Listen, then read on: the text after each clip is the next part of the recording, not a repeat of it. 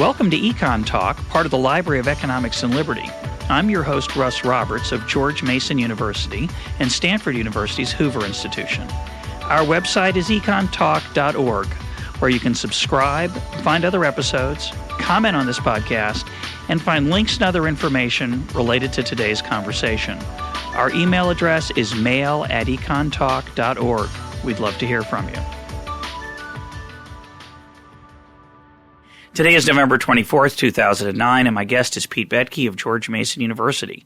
His latest book, co-authored with Paul Dragos-Alagica, is Challenging Institutional Analysis and Development, the Bloomington School. Pete, welcome back to EconTalk. Thanks, Russ.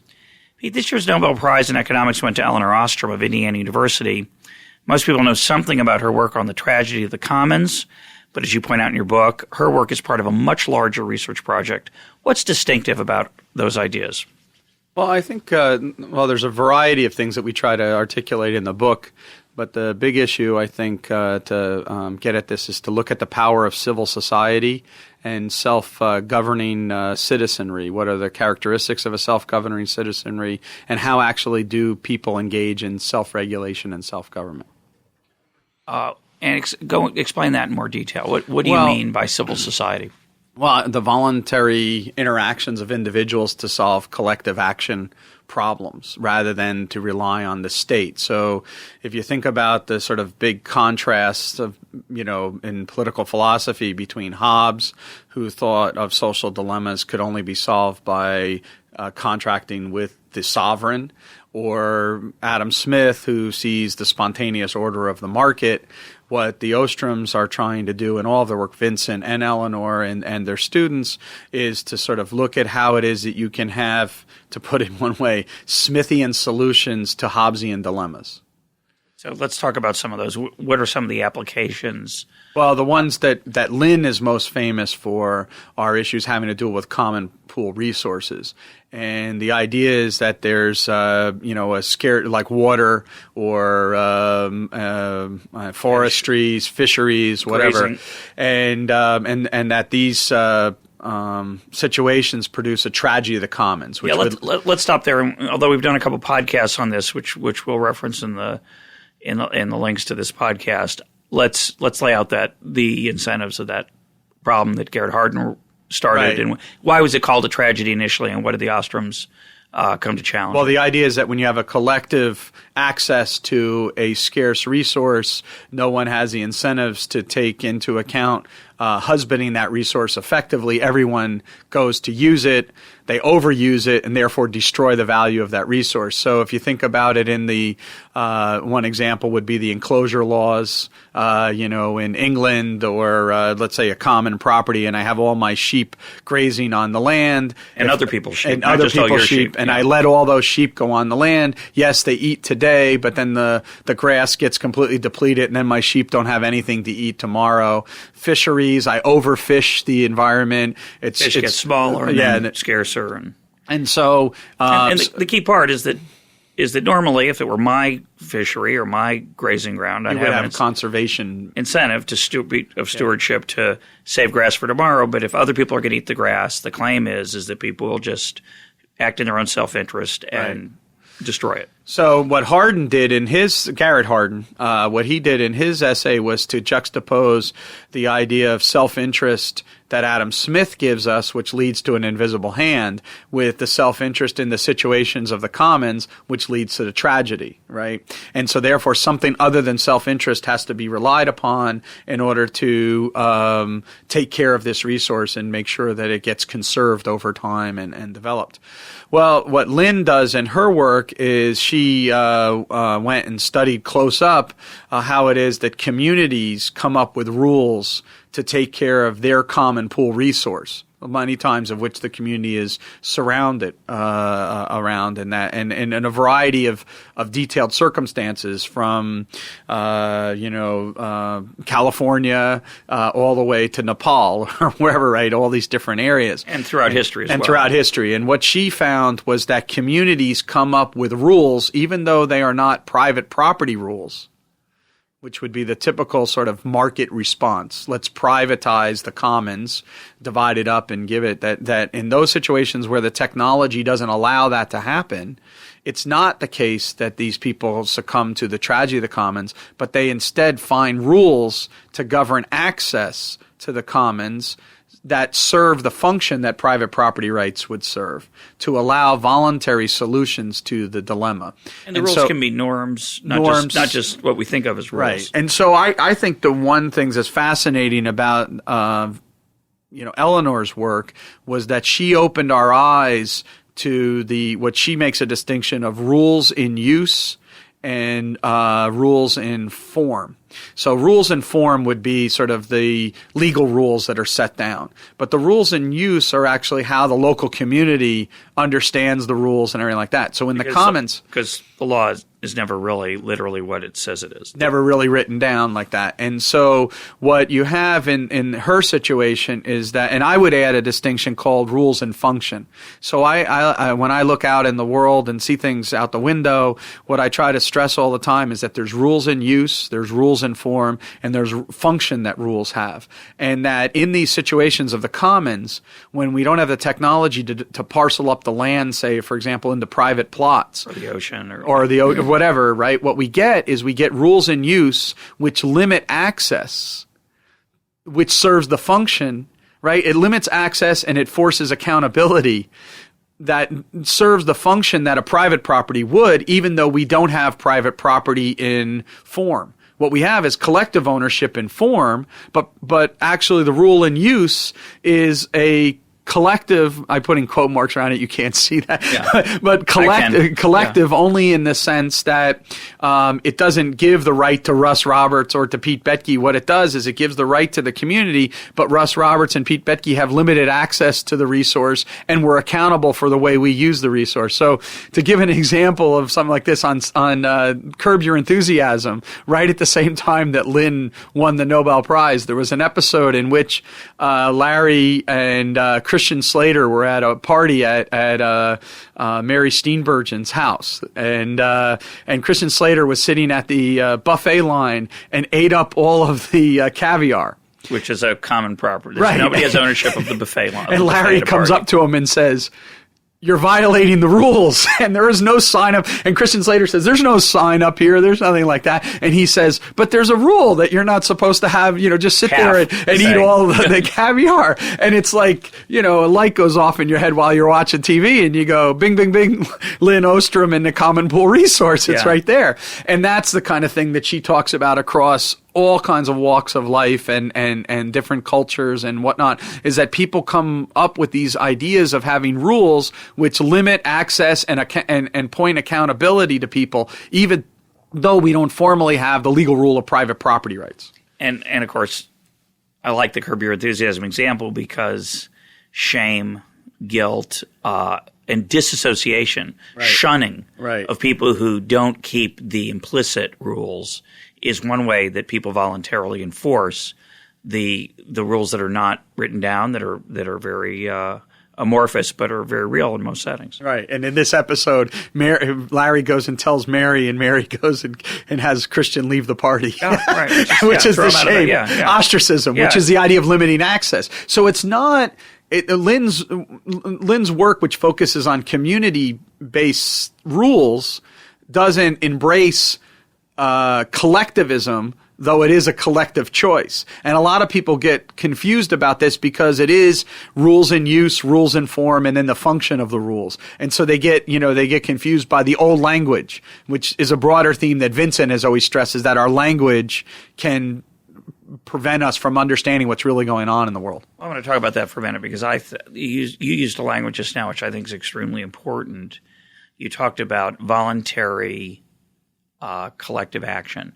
And I think so much discourse is marred in today's political and ideological discussions in a debate between the state, the government solving a problem versus, quote, the market, and the presumption, and it's treated as almost like the law of gravity, collective things have to be done through the state, because that's what the state is. And as if the state makes, quote, a collective decision, which often, of course, it doesn't. The state is an emergent system of political actors acting in often, if not always, in their own self-interest, and the outcomes are not the result of collective choice. And in fact, in contrast to that, when we band together voluntarily with the right to exit or the right to expel, we solve lots of, quote, collective choice problems through voluntary association. Yeah, I think that one way to understand both Vincent and Lynn's contribution is to see them as pushing for overcoming this stale debate, which informs so much of post-World War II social science and the idea of the rule of experts and whatnot. So, for people like me, I tend to emphasize their critique of the idea of a unified state and their issues of polycentricism, which we'll talk about when it comes to cities and whatnot. But I think for people that are not like me, they would tend to emphasize this community-based rules and the idea that you can't just rely on private markets or whatnot. But it's because of a certain caricature of what the market is that debate exists. And part of what they're doing is making us rethink what we mean by state and also market. And I like your characterization much better. I mean, I think the biggest way to understand what both Vincent and Lynn are doing is to understand that they're trying to take Tocqueville's research program, or the way Tocqueville describes society and democracy in operation, and bring it to the new science of administration for the 20th and 21st century.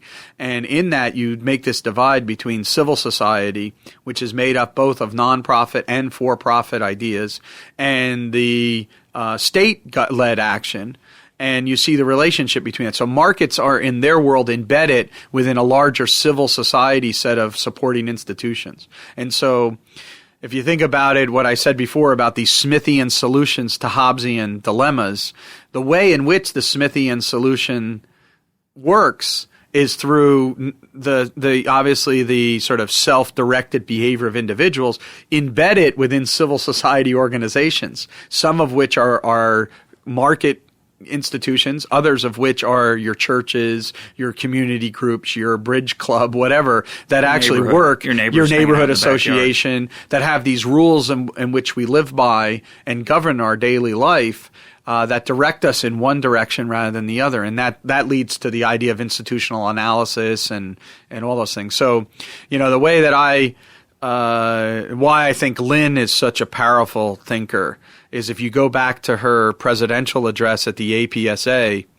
American Political Science Association, she titled it, now this is... When was this, roughly? Early 90s, I think. I mean, I might be wrong about that, maybe, but in the 90s, I think. I can't remember the date right off the head, but the title of the paper is A Behavioral Approach to the Rational Choice Theory of Collective Action. Now, that doesn't roll off. It's three things that people don't associate going together. Right. Really, and so what's fascinating about it is she wants to have humanly rational choosers. So as she's put it to me one time, rational choice as if the choosers were human. So with all their foibles, belief systems, all those flaws like that.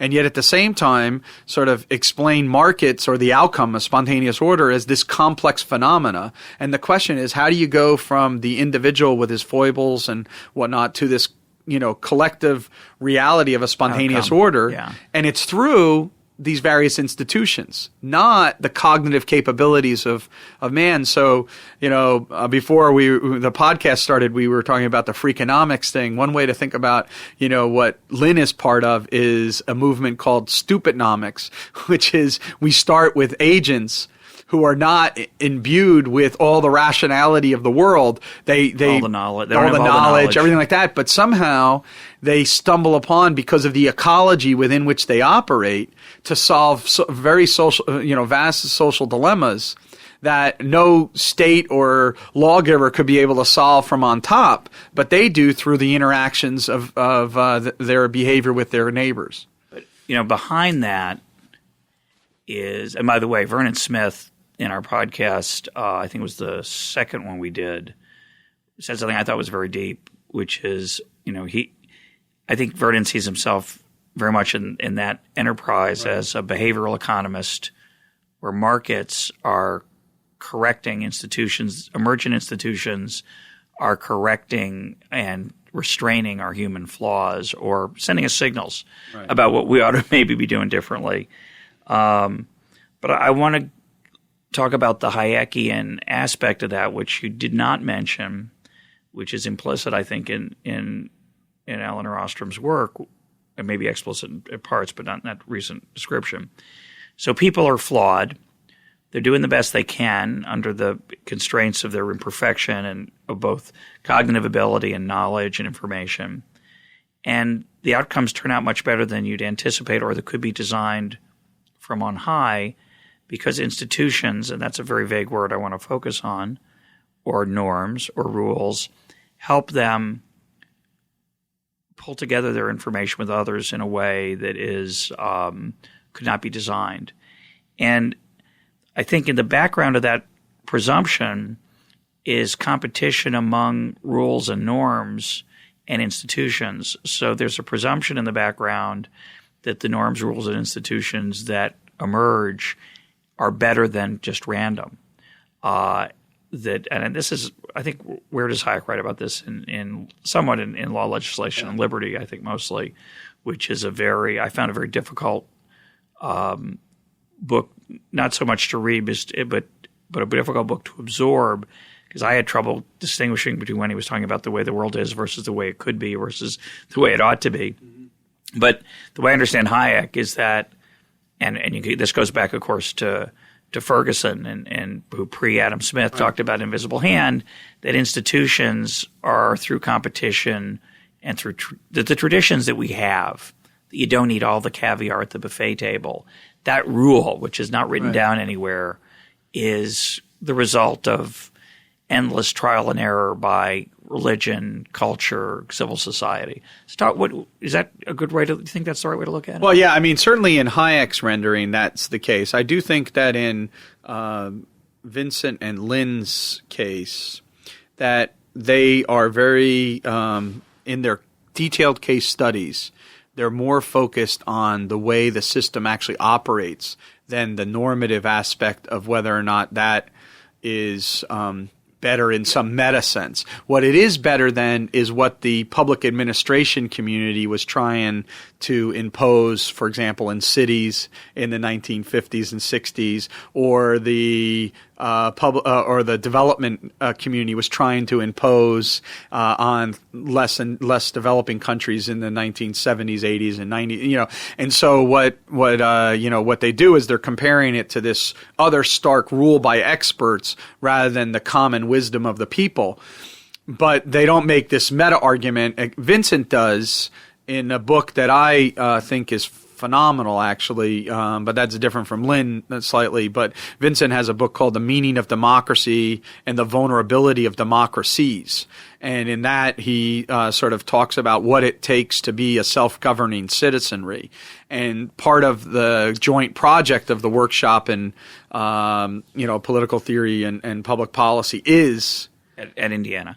The workshop that the Ostroms have run, part of their whole agenda, both educationally and research-wise, is to, in fact, contribute to this idea of creating a self-governing citizenry, which would then enable a more self-governing society, which would have normative, byproducts. Hayek's argument is slightly different because it's both a philosophical anthropology argument.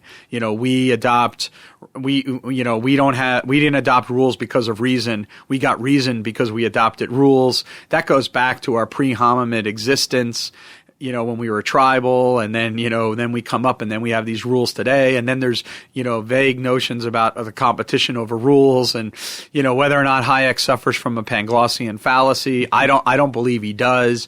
I don't think he's necessarily just a functionalist, in philosophical anthropology, but there is a functionalist aspect. Private property does do something, or what he calls several property does something. And I think, in that regard, Lynn and Vincent are contributing to a broader project in spontaneous order studies, Hayek of whom might have been the guy who in modern times set that research program, and they're very much in it. I mean, that's why, in 2000, many years ago now, we sponsored a conference to honor Lynn and Vincent for their lifetime achievement from the Fund for the Study of Spontaneous Order. It led to a special issue of the Journal of Economic Behavior and Organization.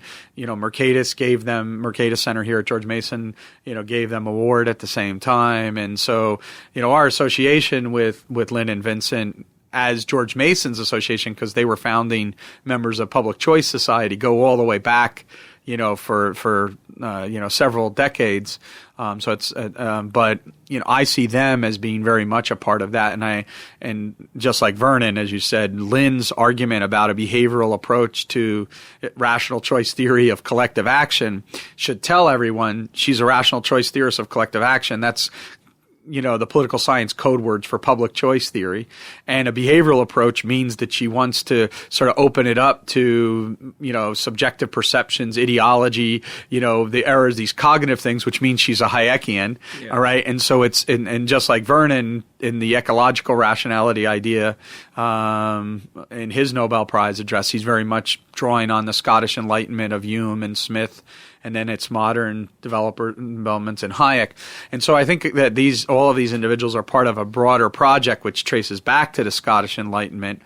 And, Hume brought up these issues about things like, how do you solve the common pool resource as well? He didn't call it a common pool resource, but, one of his examples is how do you set up a set of rules that are credible to be able to handle irrigation system, right? Issue, yeah, and that's in his whole thing on the Treatise of Human Nature, and so I think that this is the kind of things Lynn is doing, and she draws on so many different intellectual traditions: game theory, experiments, public choice, Austrian economics. There's a big mix of things that she draws and brings into her stuff. I thought it was really sad after in the aftermath, the immediate aftermath, at least, of her winning the prize, that people disdainfully said she's not an economist. Yeah, it's horrible. Yeah. Because she's got, mentioned she was president of the American Political Science Association, and I think part of the reason, but as you point out, her intellectual enterprise it has economics in it, and right. it's richer than that, which seems to be a plus. Right. I think the other reason when I say people reacted disdainfully, most of them were students. PhD students that I saw on the web who didn't know her for work and figured, well, if she's not on my reading list for graduate school, she must not be important. Well, it says something.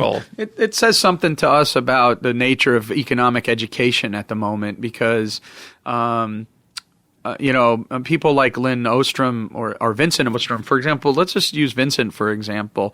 He was a co-author with Charles Thibault. His whole grounding was in the idea of local public finance. He sort of studied the way in which local public goods, public economies were generated. He won the award from the American Political Science Association for the top public administration scholar of the second half of the 20th century. So, he's a very well-recognized founding member of Public Choice Society and whatnot, and wrote on fiscal federalism, which, of course, is a huge issue for today, that we're dealing with in the way our fiscal system is structured. And, because he wasn't located in an economics department and didn't just write in economics journals, but wrote in political science journals and social science journals more broadly, and also thought very seriously about the words that we use and the way we communicate ideas and language. And so therefore he wrote philosophically. That work gets sort of dismissed. And same thing with Lynn. I wouldn't say Lynn gets dismissed. Again, she's a very celebrated social scientist. She won the Seidman Prize in political economy in the 90s. She's a very well-recognized person, but not recognized by a certain subset within the economics profession. And that was a shame. Stephen Levitt wrote a word and wrote a column and said, "No, I never heard of her." And then I said, but he actually at least said shame on himself, because he said, she was the president of the American Political Science Association. I should have known that, and she's written these other things. And then once people did read her work or get a gist of what she was doing, they became very impressed with it, as I think anyone is who the level of detail and carefulness of which she goes to address her topics. She's a scholar of the first rate, and a teacher of the amazing, just an amazing teacher of economics. Well, that's why, we're talking about the Bloomington School, and part of that influence, of course, is through her students. But it's an interesting thing. Her empirical work, and I assume that of her students, is not traditional empirical work in economics. Traditional empirical work in economics is usually statistical analysis, multivariate regression. She's much more of a case study approach, which, again, I think a lot of economists mistakenly look down on, and because it's messy. Well, it's messy in n equals 1. Yeah, right. Exactly. So the way that I wrote a review of a book called Analytic Narratives many years ago in the journal Constitutional Political Economy, and I make a 2x2 matrix, and I have thin and thick description and clean and dirty empirical work. And what I argue is that you can see the social sciences in this matrix, in these boxes. So we as economists, we have a penchant for thin description with clean empirical work. And traditional, say, like anthropologists are thick description with dirty empirical work. And then the off diagonals, one of the ones that have arisen in the last 25 years with the cost of computing going down is the idea of having thick descriptions with clean empirical work, which are the idea where the right hand side of the equation covers an entire page, and so what are you explaining? I mean, this is kind of really bad statistics. At least if you look at that statistics and compare it to The Economist appears amazingly sophisticated. There's no data mining. There's, this kind of thing. But the box that's missing is the thin theoretical description, which I would put in rational choice or the economic model or the economic way of thinking, combined with the dirty empirical work, which is the close-up examination. And the justification, I would argue, for that approach to the social sciences is when there's a disjoint between the rules in form and the rules in use, so that the official data that's collected is about the activities of rules and form. But actually, there's all this underlying stuff going on, and you have to get access to it. And well, an example of that would be in the IO literature or in the macro literature, people using published prices as the measure of prices, not realizing that there's discounts. That's just a trivial example. Or we've talked about this on the program before. Years of education goes into the right-hand side, but of course, of say trying to explain earnings or wages. But of course, a year of education in one school studying one particular subject might be a very different quality than a different school with a different subject, and yet we lump everybody together because that's the way the data show up, and it's not very accurate. And I think that once we start thinking in terms of this disjoint, we see so many different things when we look out the window in the world where the official story is not the same as the actual reality of the story, and therefore, if we really want to understand the human dilemma or the human condition, we need to get access to this other form of data. However we get access to it. If we get it through memoirs, if we get it through, novels, if we get it through newspaper accounts or, anything like that, we want to get access. So I was just talking about this in my class this morning, and I use the example of Islamic banking. So, that's a great example. Islamic banking tells you that there's a prohibition on interest rates. Right. But when anyone studies Islamic banking practices, there's all kinds of ways they get around the interest prohibition. They don't call it interest, but think of how much we would not understand Islamic banking if we just said, oh, they outlawed interest. So, yeah. And interesting, that's also true of Jewish banking, which also has a similar prohibition and a similar set of market forces that work to make sure that people could get loans. Paul and I have a shared intellectual interest. Him, my co-author on this book, who was a student of Lynn and Vincent's. I should point that out. I mean, Paul got his PhD with them. But Paul and I met before he went to Indiana to study with them because he was actually at the time a student in Romania. He was one of the student leaders that helped overturn the Ceausescu regime in 1989, and so Paul had lived the lie of the Soviet type economy, And I, as a through the lie, lived through the lie. He didn't live the lie. So that's the appropriate language, right? He lived. Yeah. And I, was fascinated by this stuff in the when I was doing my work on the Soviet Union and then the post-Soviet regime. And the Ostroms had always created a home for scholars, visiting scholars. And in Indiana, and they had people that were working on the way the system really operated rather than the way the official story was told. Yeah. And so I was attracted to the Bloomington school all the way back, when I was a student, and I was introduced to it. See, I knew who Lynn and Vincent Ostrom were when I was a student because my teachers were, Jim Buchanan and Gordon Tullock and, other public choice people as well as Kenneth Boulding. And they understood what was going on with their work and pointed us to it because of this importance of the idea of this, the way things are actually working rather than the way the theory tells you that the system was working. Or the what's written down. Yes. The legislation. And so it was a rent-seeking society, what was going on in the former Soviet Union. So this guy, Anatoly Kaminsky, who they had as part of their crowd. Who had as part of their crowd? The Ostroms had as part of their research crowd, their circle. He was studying corruption before anyone else was, the rent-seeking, aspects in the system, the implicit property rights. Just because you don't have official property rights doesn't mean that you don't have any property rights. And so other people that are in property rights economics started to get this idea too. Yoram Barzell, in his book, The Economics of Property Rights, has a great line in there. He says the only things the Soviets convinced us of is that, no one owned anything when actually the people who were, in charge of things owned everything. So the myth of public ownership is that there's a distinction between property rights in cash flow and property rights in control over a resource. And in these societies, people had control rights, but they didn't have cash flow rights. So what happens when you have, what's the incentives when you have that? And now you start to understand how the system actually operated in practice. So not to go too deep into that, but flip back to what the Ostroms did in their own work having to do with the way cities operated.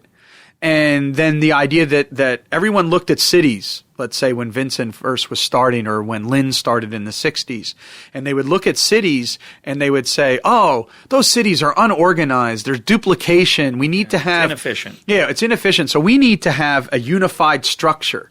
You're talking, when you say cities being disordered, you're talking about... Metropolitan areas. All kinds of little burgs and townships. Rather, we should create a giant metropolitan area with one governance structure. With now this duplication of city councils, and St. Louis is the best example of this. St. Louis, the core city, is very small, and it's surrounded by dozens of municipalities that are all part of the greater St. Louis area.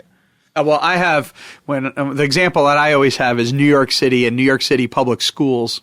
Which, I to be honest with you, I don't know if this is accurate, but this is how the story was told to me when I was a student. I've just sort of stuck with it in my head, which is that at one time, New York City public schools were among the finest in the nation. And that was when they all had to compete for a tax base among the 5 boroughs.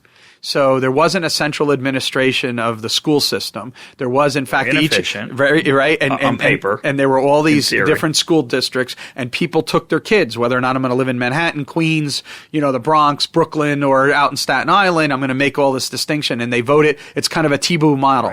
And then what happened was they unified the school system under one giant school system of New York City, and then the schools have gone to the direction that we know that they've gone in, right? And so there's a few more things going on, I know, probably at the same time. So it is a stylized story. It's a stylized story. I admit that up front. But I think it makes the Ostrom point, which is that when we had these multiple school districts in which they were trying to do it, they would be more responsive to the parents who want to see their kids get, a good education and whatnot. They would provide a better public good, right, through the competition of all those. So both Lynn and Vincent, when they came in and looked at the metropolitan areas, they saw the diversity and the duplication and all those things as ways in which the local community was trying to provide the public good resources that satisfied the voter demand.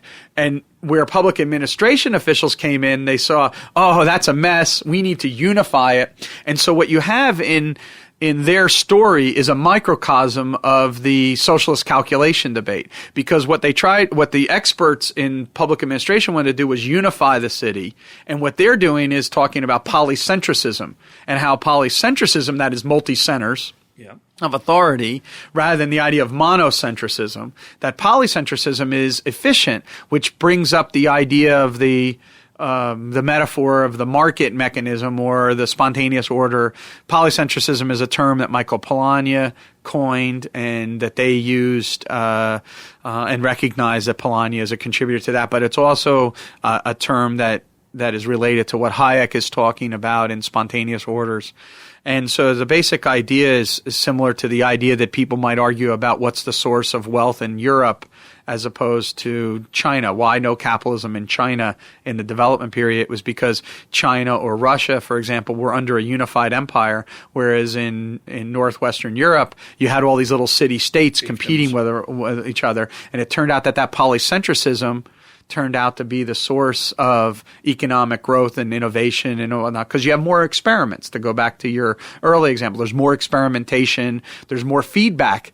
When if you try an experiment, it doesn't work, people don't want to live in your area, so they migrate, they vote with their feet, that kind of thing. Yeah, I want to digress a few other places, but I just think it's a fascinating thing how the lure, the seductiveness of monocentrism, the seductiveness of, quote, efficiency, that it's an economies of scale argument, among other things. It's basically, we'll just get the best system for everybody. I mean, wouldn't it be great? Why do you have all these different systems? Obviously, some are better than others. Let's give everybody the same great system without realizing that which system should be used. First of all, it may not be the same for everybody, because everybody is different. People may have different preferences. But more importantly, for me at least, I think the failure to see that knowing what the best is not obvious. Right. And then you get on top of that, you get the rent-seeking. So when you have the centralization of power, even though in theory it's more efficient, even though in theory it could lead to everybody getting the same great system, in practice it stumbles horribly because of rent-seeking and the concentration of power and corruption, and also the difficulties of figuring out what the best system is. Right. An example of this came up this week. I wrote about it. I don't know if you saw it, but I was at a conference of accountants, and it's just presumed by everybody that we need a single unified international accounting system of best practices, without people probably being aware that you may not be able to get the best system, and so then you only have one, and it's not the best one, and it's going to have rent-seeking on top of that and corruption, and people are going to try to steer it to serve their own self-interest rather than the experts designing, quote, the best system. I think that's the one-size-fits-all, the anti-one-size-fits-all rubric is where the Ostroms are coming under, whether or not it relates to, the urban issues. One of the things that's fascinating about is that at the time that they were writing, there was a discussion of the urban problem. And I think to a large extent what they were saying... those are the good old days. Yeah, and I think to a large extent what they were saying is there's urban problems. Yeah. And that the wisdom of the local people to solve these problems exceeds the ability of the expert to impose a one-size-fits-all, solution. And I think that one of the things that's fascinating about Vincent, to me, is that he doesn't allow this little slight of language that you used before, which is that in theory, monocentrism works better. I think in part of what he's saying is that, no, you have to really think seriously about what monocentrism would imply, and that actually doesn't work theoretically. Right, that's and what happens realistically is that these polycentric systems, despite what you think might be inefficient because it's duplication, we actually see as, testing out and new feedback and all these things. And so I think that common theme about the wisdom of the local people to resolve their conflicts better than an expert from afar goes through their work, from the early work on cities all the way to the work on developing countries.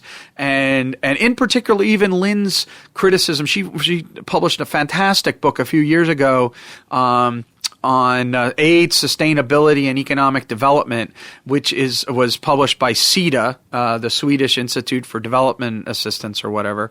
And what it does is she talks about the relationship between, first and foremost, the issue of foreign aid, the donor country, the recipient country, and then she introduces this idea of nested games, the game within the game, so that actually in working out this relationship about how to get foreign aid to actually be effective, the levels of games that you would have to be able to solve really calls into question, the ability. It's not that she's an aid skeptic in the same way that, say, Bill Easterly would be.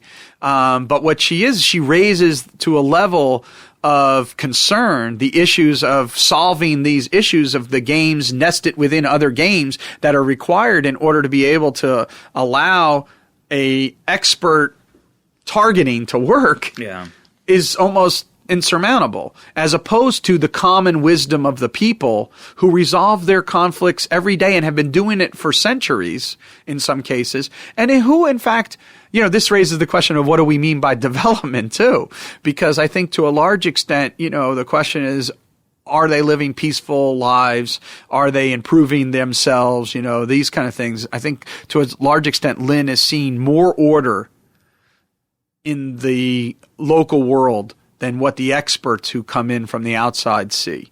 And that's part of what she's getting us to think about. Like, before you go in here, you better pay attention to what actually they're doing. And I'll give you an example. It's not from the Ostrom's work. It's from a book by Stephen Lansing, and it's called Priests and Programmers.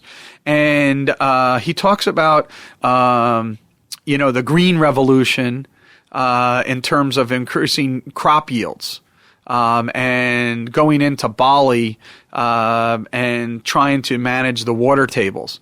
And he says, so the water tables were managed originally by local religious dictate.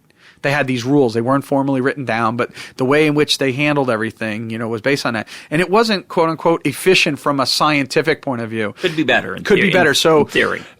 So Western experts went in, they redesigned it, and the first year crop yields went up, but the next year they ended up by having droughts and all kinds of things which they hadn't had in years, because the scientists from the West didn't have the wisdom of the local conditions that was embedded in the religion. Now, I'm not saying that we always acquiesce to local traditions in this sense, but it's that you have to treat those things seriously in understanding how to design the institutions that might actually be better.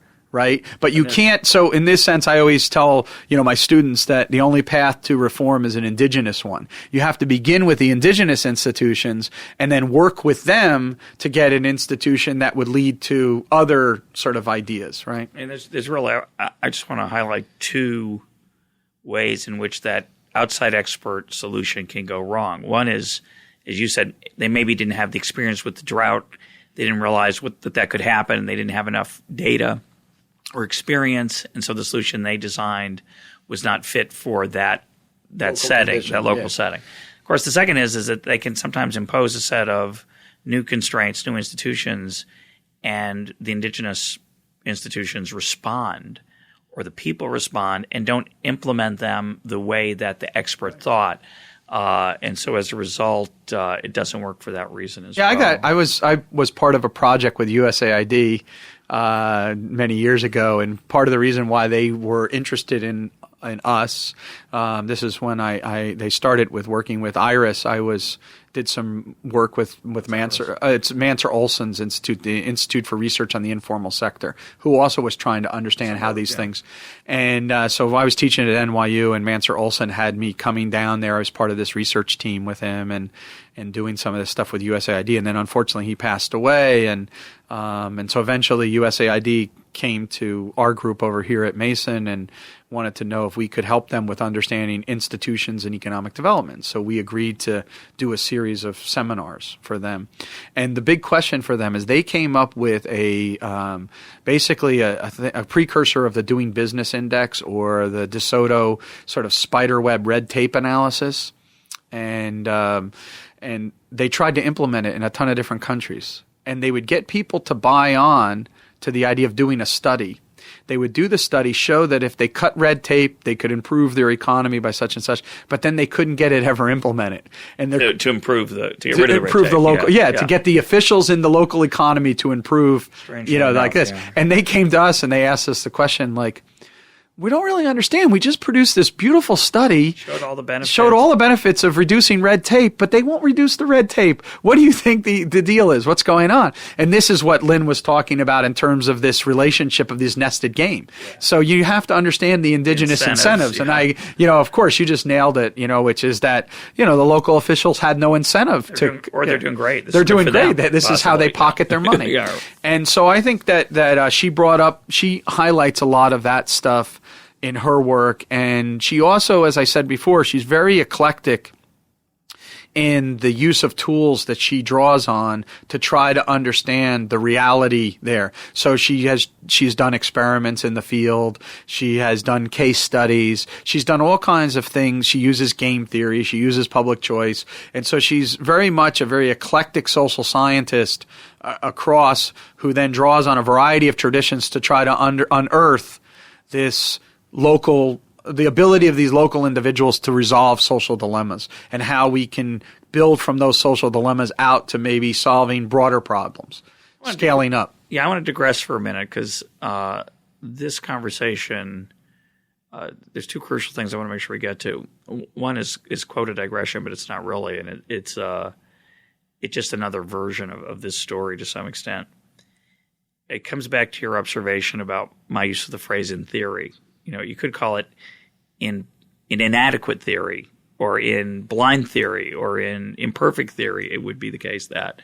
So I was thinking of an example I don't think we've ever talked about on the program, which is strange because we're big fans of Ronald Coase here, but I'd like to get your take on this article of Coase's, which is one of my all-time favorites, on the lighthouse and its analogy to its analogousness to some of the things we were talking about. So it was believed for a long time that lighthouses had to be publicly provided because the claim was, and this is, I think, was in Samuelson's textbook, right? Or was it in his 51 article on it goes goods? Back, I think, to even further, like Sidgwick and other people who have talked about it. So the claim is that you couldn't have a private lighthouse because let's say you're in a boat and you're heading towards the rocks or the shoals or the dangerous place, and there'd be what you could call the hold-up problem. The lighthouse guy could call out in a booming voice through a megaphone, if you don't pay me a lot right now, I'm going to turn the light off.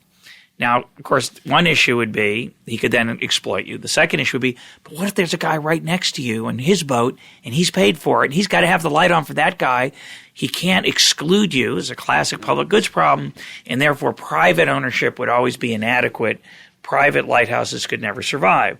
So what Coase came along and showed is that you didn't have necessarily private lighthouses again in the market versus the state, but you had voluntarily sailors got together and they built lighthouses because they want to crash on the rocks. They found ways to solve the problem. Isn't this a very similar story? No, it's identical. I mean, one of the things I tell all my students when we're trying to get them to do field work is in economics is that history defies what logic dictates. I said, always have that in mind. History defies what logic dictates. And you scratch your head. And what I mean by that is that pure economic theory tells us that something's impossible, but history shows that it actually took place. So now the question is, what happened? What happened? Or the way the Coasean revolution sort of took place in law and economics was, in this sense, is where are the deals? So think about Stephen Chung's paper on the fable of the bees, right? Which we talked about with Mike Munger. That was another case where people said,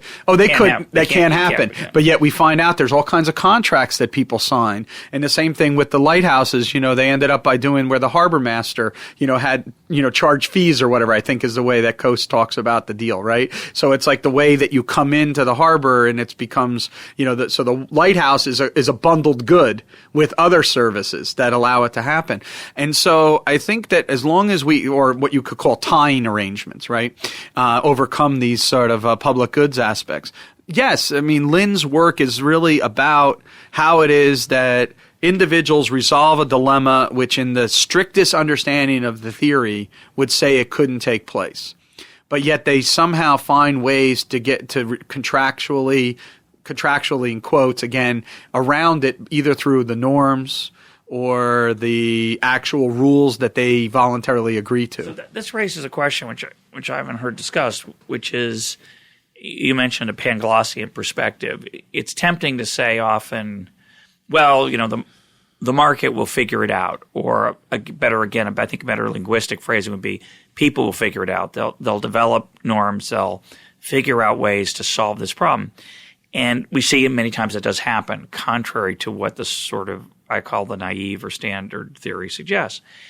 And yet we don't want to go too far the other way and say, and therefore there will be no problems with externalities, or therefore there'll be no problems with common property. Obviously, there are cases where common property, right, these norms don't work. They don't come to the aid either because they're barriers that are state imposed or human limitations, or the nature of the problem is such that the mechanisms that normally work don't work. So I want to just put as a caveat to all of our conversation. I wrote a paper a long time ago called The Tragicomedy of the Commons. So there's a temptation to say that that it's a mixed bag. Right. Sometimes it works, sometimes it doesn't work. I can think of a lot of common property problems where we have not overcome them.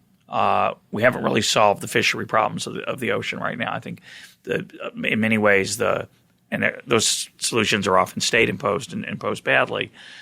We haven't solved the traffic problem in American cities, and I think the naive application of theory is, well, we just price the roads. That doesn't work so well because it often will harm the drivers who normally are going to be part of the political process, and you've got to get their buy-in. So, talk about what you think any limitations to these historical solutions. And what the Ostroms talk about. I don't know if they talk about it. Right. No, well, I think that this moves us a little bit from Elinor's work to Vincent's work about what are the preconditions for developing a self-governing citizenry. Because certain capabilities – so yes, it's true that the common wisdom of the people oftentimes outdistances the expert opinion of the public administrator or the statesman or whatever. But the question is how scalable is all of this. But I think what Lynn and Vincent are committed to is getting the preconditions of living a truly democratic life. This is the words that they use. And they don't mean by democracy voting. They mean something broader about what it means in relationship between you and I, right? And what that means to live a democratic life. And Vincent has focused a lot on this idea of what are the preconditions that make that possible of the citizens that are capable of living that kind of truly democratic life. In that case, it goes back to the Tocqueville Project. And part of what his argument is in the meaning of democracy and the vulnerability of democracies. About Vince now, not Vincent, Tocqueville. Yeah, is to argue that, like Tocqueville, that a sickness in the government, right, can breed a sickness in the people, meaning that the problems of the government's public choice problems can feed over into the people that drain them or atrophy their skills to actually be. Yeah. And so, as he says, this is all about the cares of thinking and the troubles of living, right? And that, we need to have a citizenry that's capable of doing that. And so to go back to your issue that you raised, which is a very real one, is that we have social dilemmas around us all the time. The important thing for the economist or social scientist to do is to not assume them away, but also not to assume them away. Not some kind of automatic solution. We'll just get the government to fix it. Right. So it's both sides. So there's a market romanticism, and then there's a government romanticism. So just saying, I tell all my students that are prone to the market romanticism, I said, this is a Jedi mind trick. There are no externalities. No, actually, there are externalities, but it's precisely because of those inefficiencies that throws up opportunities for others to find creative solutions for that. And I think that that's what we have to open ourselves up for as positive social scientists is what Hayek means by the mystery of the mundane, or what Hayek refers to as a miracle. And he says, I want to shock you into thinking about the miracle of the market. And I use the term miracle because I want to shock you to think about it. I often talk about the mystery of the mundane, the everyday life that people live. And then what we do is we see how it is that comes about. But it's actually amazingly complex that they pulled this off. Not something so simple, right? And we want to open ourselves up as social scientists to understanding that. Once we understand that, I do think there's normative implications because we see such amazing wisdom and power in voluntary choices that is absent when the state comes in to do things. And the capabilities that individuals have, the ruggedness of individuals that is developed by their ability of taking on the task of, thinking hard about issues and living hard and trying to solve their dilemmas, that Ostrom is trying to get us to get at. And I think that that's a really important part of their project that is expressed by Vincent, but also very much part of Lynn's DNA. Let's close. I want to talk about an issue that we didn't get to that came up a few times in my mind as you were describing, and I've read some of this myself, the vast range of solutions that societies that individuals come up with through voluntary association, cultural norms, explicit rules, contracts. So sometimes they use the state through the contractual opportunity and have the state enforce the contract. Sometimes it's a cultural rule. It's a norm like don't eat all the caviar at the buffet. Sometimes it might be a religious stricture that comes to be accepted by a particular subgroup within the society. These are all different ways that emerge. These are solutions that emerge in response to dilemmas, as you talk about. There's a tendency in recent years, I think, for economists to try to create these from scratch. And you could call it, I'm going to say in the laboratory. I don't mean literally in the laboratory. I mean on the yellow pad. And you used a language that I think is very common to these economic enterprises early on when you were talking about, you said these norms or these rules, these institutions mimic the incentives, these rules in use, create rules in function that mimic the function of, say, prices or of proper private property. So there's been, I think, a bit of I'm not going to call it a fad, a trend, an interest in economists in designing these institutions rather than having them emerge. It seems to me they haven't turned out very well. And one reason they haven't turned out very well is they do get put through the meat grinder of the sausage factory, and they get tweaked and changed by special interests. I'm thinking, for example, of the California energy market, which was a disaster that was used ideologically to indict markets, private property, which was weird, given that I think wholesale prices were constrained. There were price controls in the market. And so it wasn't free. It was called deregulation, but it wasn't much of a deregulation. We see a similar attempt in cap and trade discussions that economists, propose the quote right tax in the idea that this is going to recreate the market forces. And yet, despite my skepticism, there have been apparently some successes with sulfur dioxide controls where you might call a pseudo market. I really don't like it when people call it a market solution. So give me your thoughts on that and how that enterprise fits in with the discussion of the Bloomington School. Your last point, I would just say that a blind squirrel catches a nut every once in a while. I do think that there's something to be learned from mechanism design theory, important lessons about incentive compatibilities and whatnot like that. But I do think that it succumbs, or the whole enterprise succumbs to the one-size-fits-all kind of approach in the end. What you're trying to do is find the system that is incentive compatible and go from there. Whereas what I think Lynn is getting at is a striving for an appreciation of what she calls institutional diversity. The vast number of ways in which individuals in their communities can resolve social dilemmas voluntarily. And the way in which they do that. And so I think that in her work, there's issues of credibility. So the incentive compatibilities are there. But we find ways to resolve these issues in a multiplicity of ways. What the problem is the one-size-fits-all approach to that, which then constrains experimentation. And so in some sense, it goes back to an argument that Hayek made in The Road to Serfdom, in which he said, it's never a debate between planning or no planning.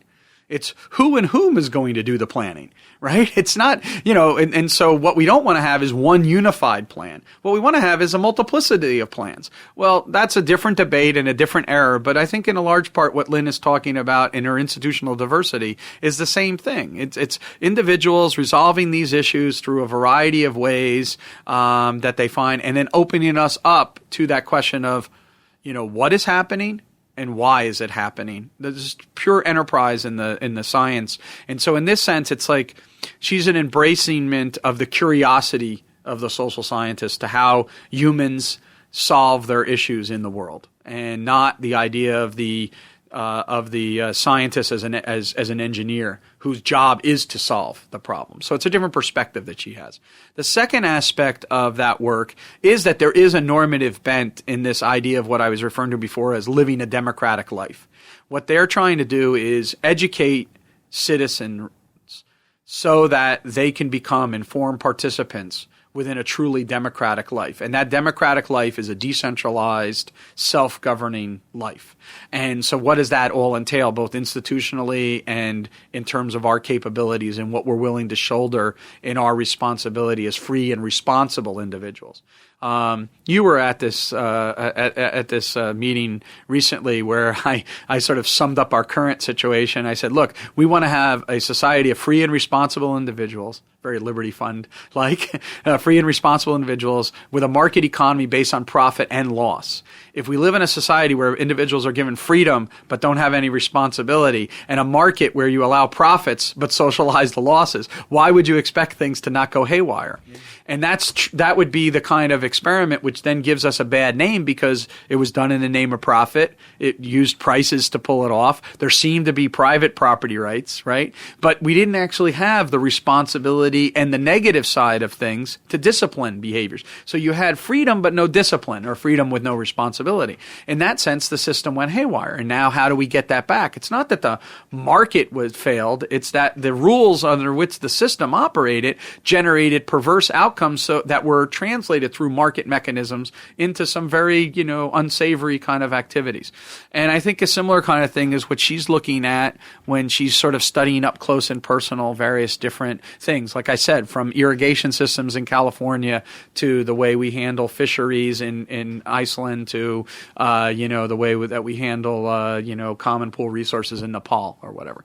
And so I think it's this question of the lesson for the listeners that are drawn into sort of Liberty Fund type things is that what they, both Lynn and Vincent, contribute to is this idea of the broader liberal notion of what it means to live under liberalism. And what are the preconditions, institutional and characteristics of the individual, the moral fiber of that kind of society. But they're directing most of their work to other political scientists, and that explains the language in which they use, the conversation that they're employed in. They're not really talking to us; they're talking to other people. But the power. I think if you could sum up in one thing, it's the anti one size fits all and the wisdom of the local people to self-govern themselves much greater than the ability of experts to govern over them. My guest today has been Pete Boettke of George Mason University. Pete, thanks for being part of EconTalk. Well, thanks, Russ. It's always wonderful to be with you here.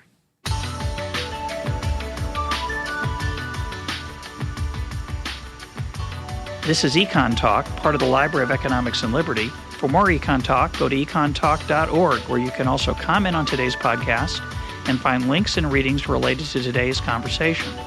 The sound engineer for EconTalk is Rich Goyette. I'm your host, Russ Roberts. Thanks for listening. Talk to you on Monday.